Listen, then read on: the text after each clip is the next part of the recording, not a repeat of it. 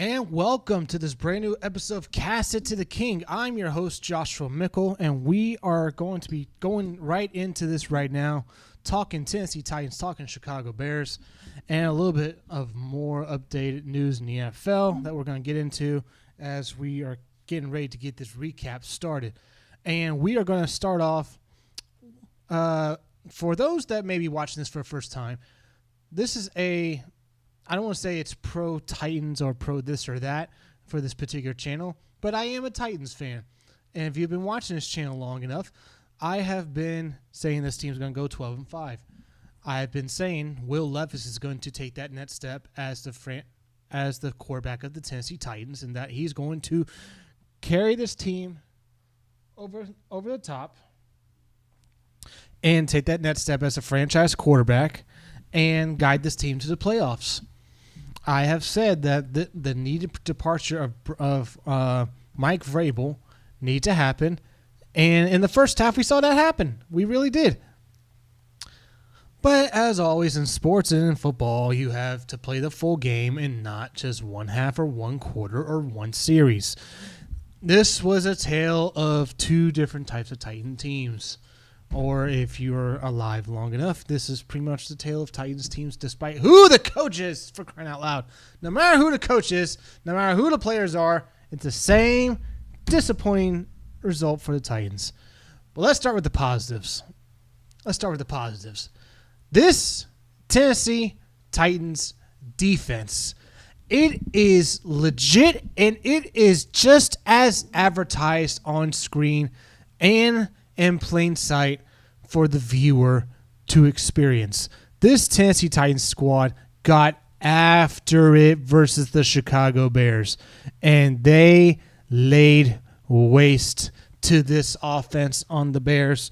So many times they were threatened with scoring touchdowns. So many times they were on the back of their heels, and then they stop them. Brownlee, our rookie Brownlee, had a good game.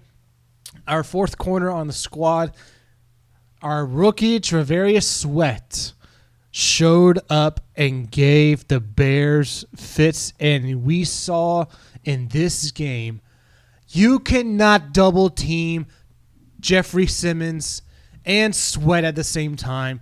They demand double teams, and if you do triple team one of them, you are screwed. If you try double teaming both guys, one person hit Landry or Hooker or someone else is going to get after the quarterback. And there were many plays in this game where there was one particular play from Amani Hooker where he disrupted Caleb Williams in the passing game just enough to force the incompletion. But if you watch closely and if you watch that, if you take the replay of that, it was a split hair away from being a strip sack fumble from Amani Hooker, our safety, coming in on the blitz there. So the positive there. Other positive, this offense in the first half lit it up like crazy. Once they finally found their footing after two drives, which seemed like, okay, we're testing the waters here. Are we being conservative? And then the third drive, we kicked it into high gear. And then the Chig Okonkwo touchdown catch. Holy smokes. This touchdown from Chig Okonkwo, if you're watching this game, you're thinking to yourself, good grief, did he just throw an interception on that play? Did he really just throw an end zone interception? He almost threw an interception, heaving it up to one Calvin Ridley. Had he put a little bit more air, that would have been a nice toucher of a pass for a touchdown for Calvin Ridley. Sadly, no, and I lost that parlay in my DraftKings bet today. But this Chig Okonkwo catch that he made in the red zone was something that we were all hyping up about. And boy, when it happened, the score turned from like 10 to 17 nothing. You're thinking, yes, this is 2019 all over again. The Tennessee Titans are coming into someone else's house that everyone in the media loved, coddled, and loved to be hyping up all in week one. All in week 1, they're proclaiming Caleb Williams as the next Patrick Mahomes. They're proclaiming the Titans as dead. They're proclaiming the Titans as like one of the worst teams in football. Sorry, can't lie, Panthers fans. You look like you are screwed if you're watching this and you're a Panthers fan. That was an ugly game versus the Saints. Anyways, yeah, that was the first half. And then came the second half. And Will Levis, this is his first stinker of a football game with us. Now, I have said in the past that in the past, Will Levis had a chance to drive it down the field to win the game versus the Steelers. He throws a game-losing interception. I say back last year when that happened, you cannot pin the loss on Will Levis because of external factors of bad O-line play, bad receiver play, not giving him an opportunity, and bad play calling. This year, the O-line is legit and much, much, much better than last year. And we hope Dylan Radins comes back from his injury. But he is not that big of a game changer at right guard that when he goes down, the whole offensive line collapses. No, the moment this Bears defense realized that, hey, we just got to pressure Will Levis, and he's just going to heave it. He's just going to throw it up there, Brett Favre style, and then we're going to see if he can give our defenders a chance to maybe go after one of those balls. The first time it happened, it was ruled an incomplete pass. The second time, which then cost the Titans the game, was turned into a pick six. And if you are a Will Levis defender, this is a rough day for you. If you are someone that thinks Will Levis is going to take that next step, this is not a good day for you. I'm talking about myself, and I'm calling myself out on that. Will Levis cost this team immensely in this game, and I can't understand what in the world happened in the second half. And in terms of, the second half of this game, I cannot attest as to what happened in the second half of this game because this team just seemed like it wanted to just run, pass, run. But it wasn't a mixture of things. It just wasn't a right mixture of things. But in terms of the actuality of all of this just going up in smokes for the Titans, this directly falls on Will Levis. Will Levis cost us this game.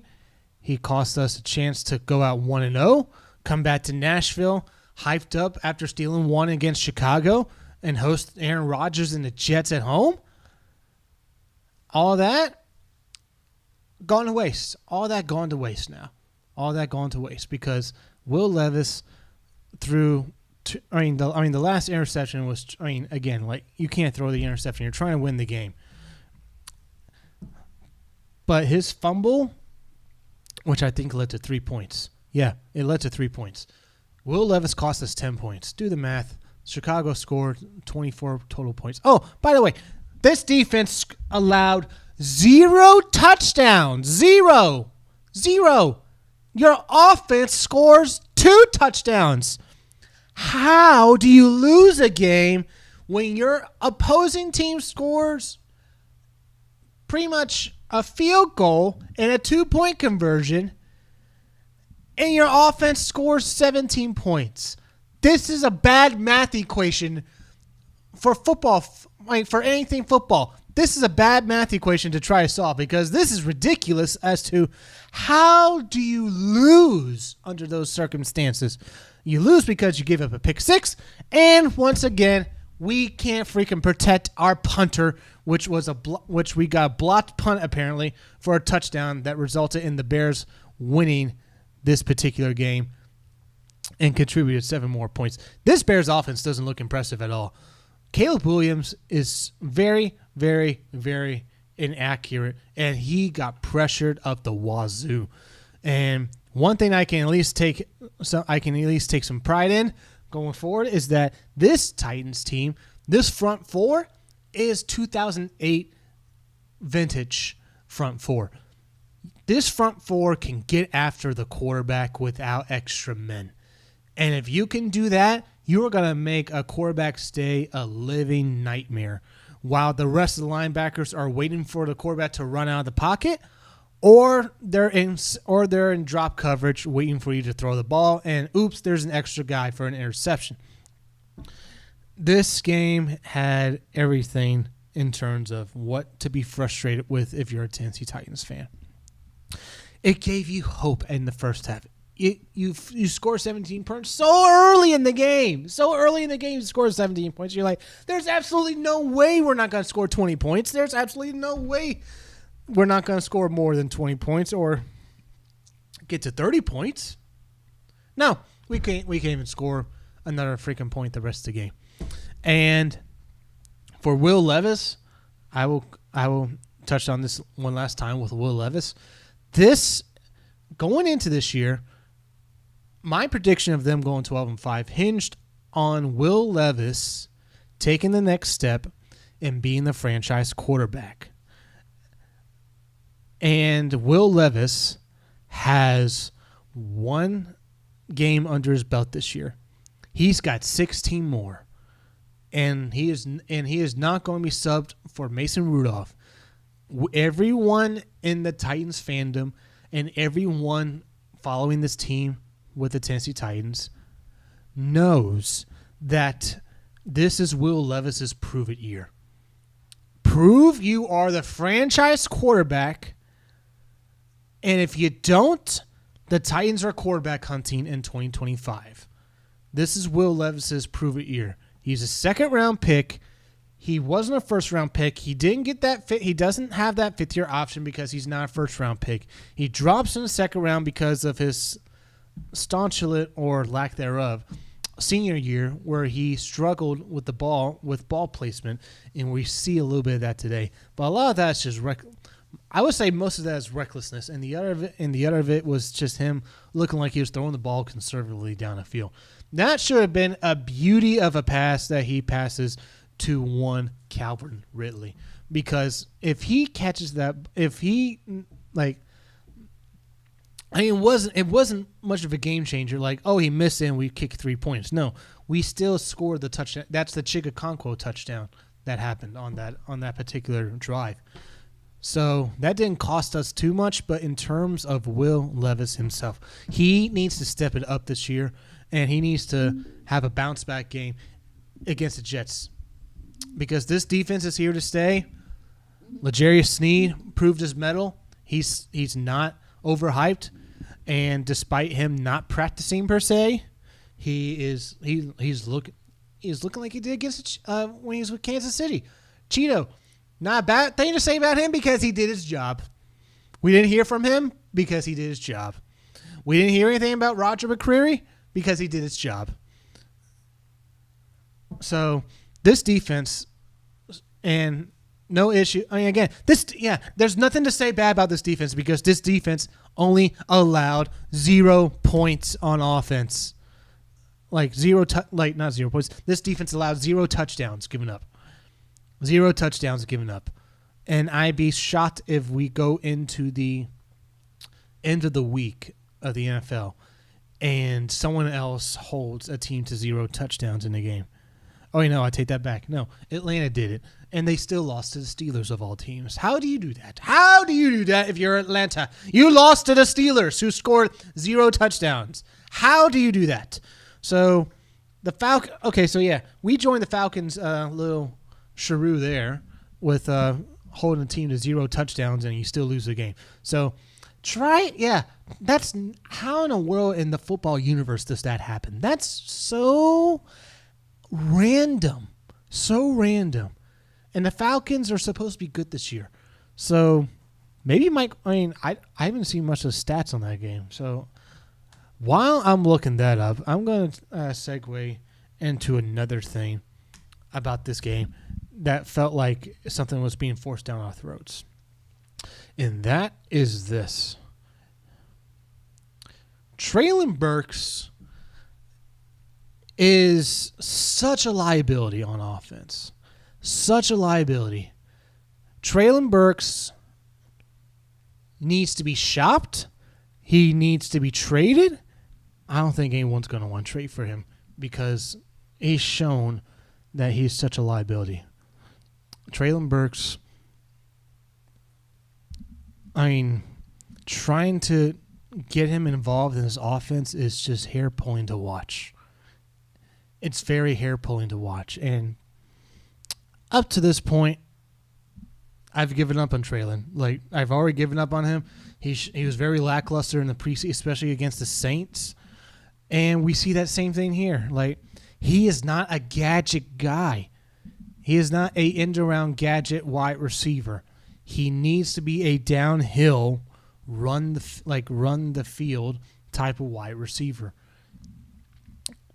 But apparently he's not showing the coaches something to where they're going to call plays like that for him because we have DeAndre, we have Calvin Ridley, we have Tyler Boyd, which, by the way, the times Tyler Boyd did get the ball, really good and effective. Really good and effective on offense. So happy to see that from Tyler Boyd.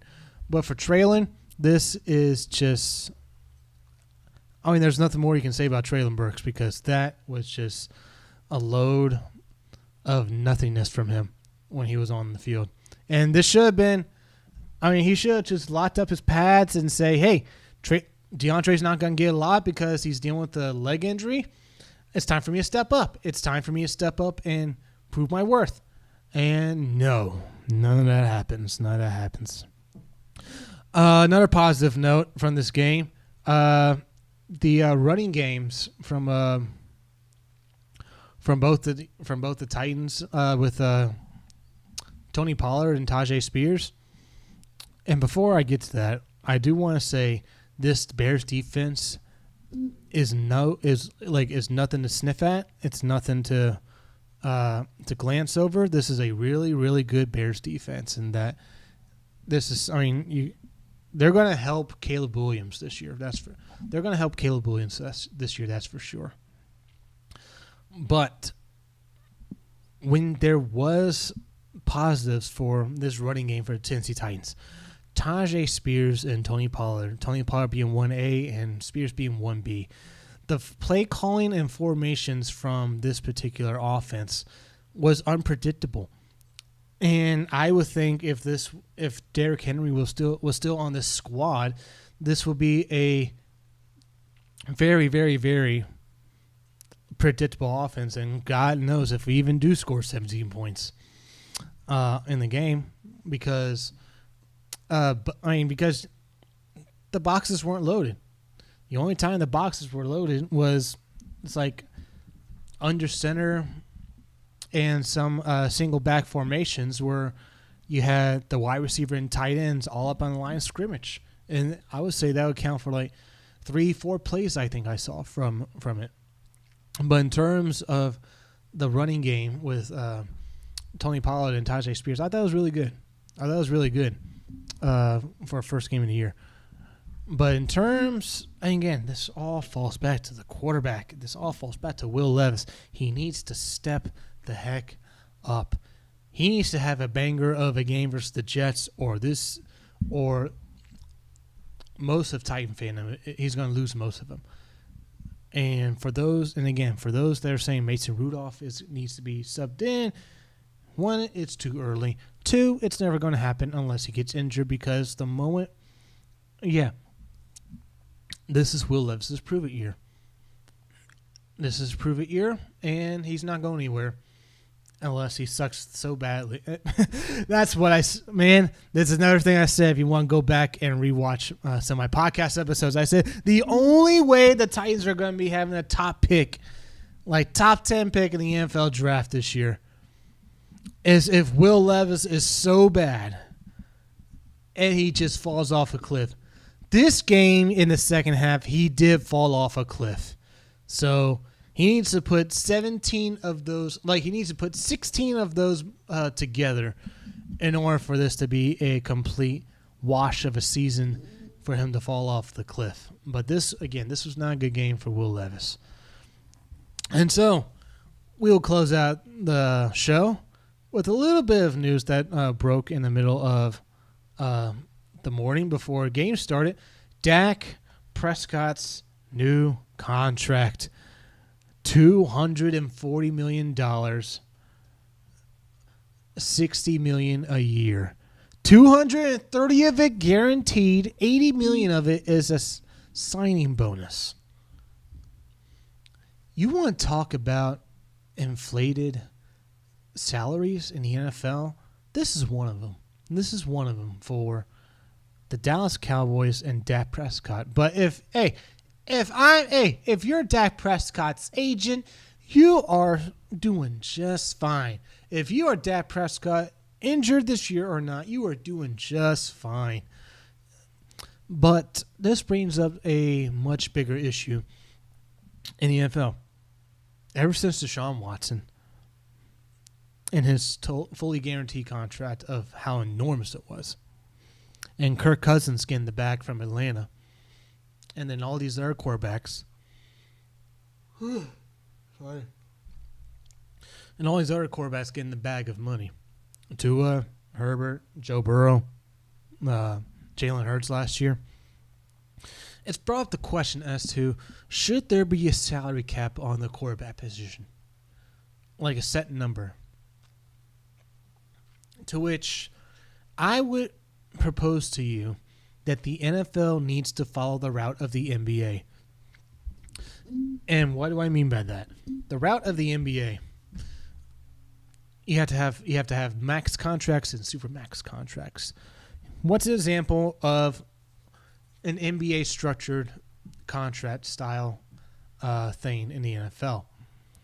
Trevor Lawrence, like if you were to take Trevor Lawrence and his playoff accomplishments or lack thereof,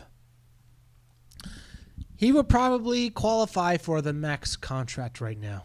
He would probably qualify for the max contract if you are the Jacksonville Jaguars and Trevor Lawrence, who got like $50-some-odd million, I believe. So that number will come down to, say, 40 or 30 per se. I don't have the number off the top of my head right now for Trevor. For someone like Joe Burrow, who has taken his team to the playoffs, multiple championship games, the Super Bowl, All-Pro, all that sort of accolades, that gives you the Supermax. But in the NBA, there's a particular way of getting to the Supermax, is that you have to have the max first, and then your second contract with your team is the Supermax, and that goes up a particular limit that another team cannot then match because they can only match it with a max contract. I am proposing the following. You do that, but you don't have the leeway. If the player is still with the same team, he can hit Supermax early if he hits particular points in his contract. Like if you say to a Joe Burrow who you just drafted out of LSU, was like, hey, if you win us X amount of playoff games, and if you take us to the Super Bowl of all things, you'll be able to hit that number when we talk negotiations for your contract. If you are Dak Prescott and the Cowboys, if you're Jerry Jones, you can say for your Supermax, you would have to reach this, and that. And one can argue he has not reached those things. He has a total of 2 playoff wins in his tenure in Dallas. Funny enough, that's the same amount that Tony Romo had. So that's why I call him Tony Romo 2.0. So if you are Dak Prescott and if you're Jerry Jones, the Cowboys, and he's saying, hey, I want Supermax money. I want $60 million a year. I want $240 million. Say to him like, yeah, not going to happen. You didn't reach these. Particular points. You didn't reach these particular points. So you will qualify instead of $60 million a year. How about $45, $48 million a year? Like anywhere between 40 and 50 for like max money. If we're grading on the scale where 60 is the top limit and 40 to 50 is max, and then 50 to 60 and above is super max. Joe Burrow has that. Trevor Lawrence has super max, but everyone can agree that for that for these particular situations, paying him $50 million is pretty insane. Particularly what happened last year with Jacksonville. Although he dealt with an injury, and however way the Jacksonville Jaguars want to treat their quarterback, so be it. But in terms of the money for the NFL, for this particular thing, it would certainly help teams not have to keep overpaying, and it would finally put a cap to this. Like, the next guy that gets paid more than the last guy. You have a grading scale, and if you want Supermax dollars under what I think they should do, they have to hit particular points. Now, if you are a team like, say, before Detroit got really good, let's say Detroit. No, how about the Panthers? We'll use the Panthers in this situation. If they were to say, like, if Bryce Young flames out, he is no longer the quarterback of the Carolina Panthers, and it's somebody else. That's somebody else that comes in, like, say, Carson Beck for argument's sake, or Shedeur Sanders comes in, and the organization is been in the muck per se in terms of credibility and fortitude of not winning games. There could be a thing in a contract where it says, hey, you can reach Supermax on our terms if you can lead us to the playoffs and win. Get us on the map, and then your next contract for that Supermax dollars, you have to hit this, and that after that. For particular teams, that could work. That could be a way to go going forward. Or stick to the structure of how I previously presented it and combine it with the NBA, where your first contract is max. You're going to hit a particular number.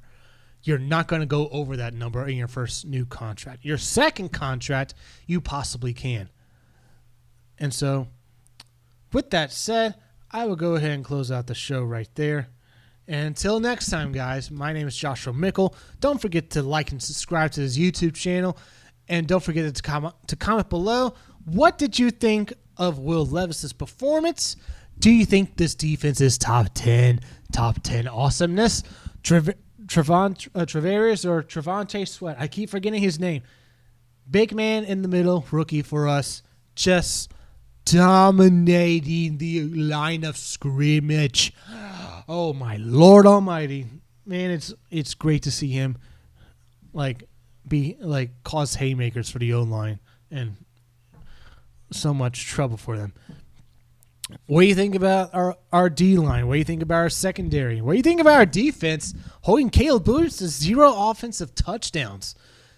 And do you think this is Will Levis's last hurrah in Tennessee? Until next time, my name is Joshua Mickle.